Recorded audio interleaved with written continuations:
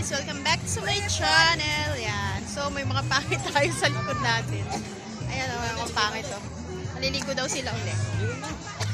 Ang lamig! Lumumahon ako ang lamig! So, nandito kami malapit sa Dinahican Fishport. Ayan, kaya napakadami doon bangka. Taas.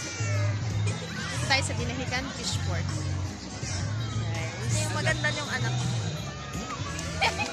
Yung mga kasama natin, mga pumangkin. So, maingay lang dito. Ayan. Ha? Meron yung banana boat. Pero parang 100 per head.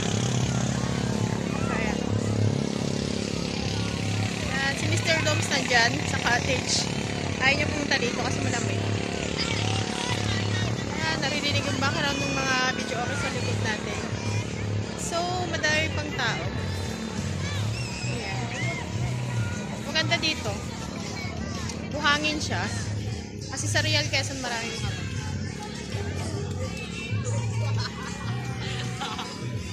May pangit doon.